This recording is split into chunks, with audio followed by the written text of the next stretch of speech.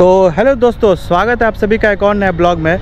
दोस्तों आज मैं आ चुका हूँ उस स्थान, उस क्रांतिकारी स्थल पर जहाँ पर शहीद हुए एक व्यक्ति ने इतिहास में अपना नाम दर्ज कुछ इस प्रकार कराया जिसे हम आज तक स्मरण करते हैं। जी हाँ दोस्तों, मैं बात कर रहा हूँ मूंछों को ताव देते और छाती चौड़ा करके खड़े श्री चंद्रशेखर आज़ाद जी की। जी हाँ दोस्तों, ये वही स्थान है जहाँ पर 27 फरवरी 1931 को 1931 को श्री चंद्रशेखर आज़ाद जी को वीर गति की प्राप्ति हो गई थी।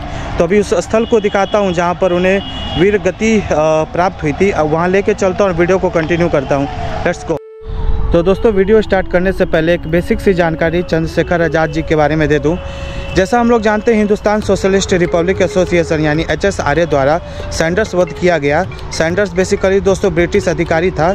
उसके साथ ही HSRA Hindustan socialist Republic association द्वारा ही दिल्ली असेंबली में बम फेंका गया, जिसका जिम्मा भगत सिंह ने अपने सर ले लिया। हालांकि उन्होंने कोर्ट में अपने पक्षकार को ना रखने की शर्त भी रख दी, लेकिन चंद्रशेखर आज़ाद जी जो जेल के बाहर थे वो चाहते थे कि सुखदेव, भगत सिंह और राजगुरु को किसी भी तरीके से जेल से बाहर निकाल दिया जाए या कम से कम सज़ा करवा दिया जाए।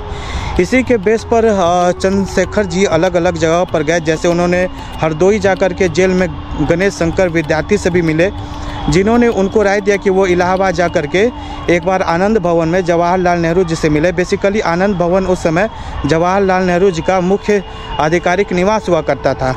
फिर वहाँ पे उन्होंने उनसे आग्रह की कि जब गांधी जी इरविन से मिले, जो इरविन पैक्ट हुआ था, तो वो उस शर्त को भी रखे कि भगत सिंह, सुखदेव और राजगुरु को फांसी ना दी जाए। हालांकि शर्त को माना नहीं गया।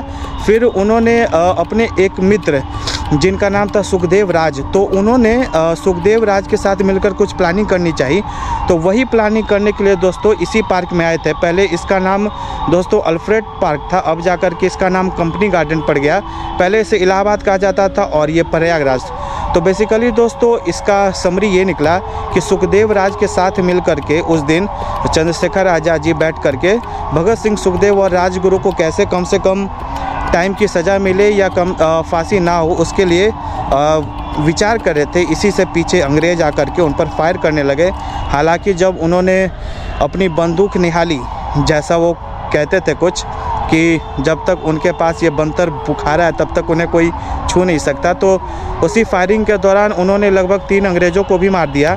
हालांकि लास्ट में उनके पास एक ही गोली बची जिसे उन्होंने अपने सिर में डाल लिया। दोस्तों तो ये थी बेसिक स्टोरी चंद्रशेखर आज़ाद जी की कि उन्हें कैसे वीर गति प्राप्त हुई। तो अब उस स्थान पे लेके चलता हूँ। पीछे देखिए पूरी रात हो गई है और वो लाइट भी क्लोज हो गई है जहाँ पे वो स्थान है। मैं पूरी कोशिश करूँगा वो दिखाने की। वीडियो को कंटिन्यू करता हूँ। Let's go.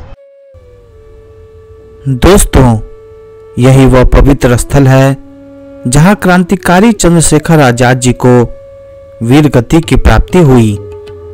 अपने जीवन को देश के लिए समर्पित करने वाले आज़ाद जी वीर गति के समय महज 25 वर्ष के थे।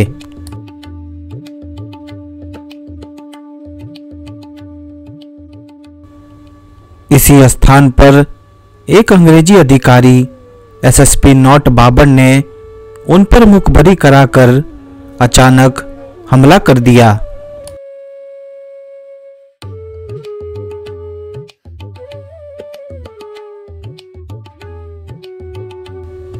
अंत में आज़ाद जी ने अंग्रेजों की गोली ना लेकर स्वयं ही धरती मां के आंचल में समा गए। ऐसी क्रांतिकारी व्यक्ति को हम सत सत नमन करते हैं।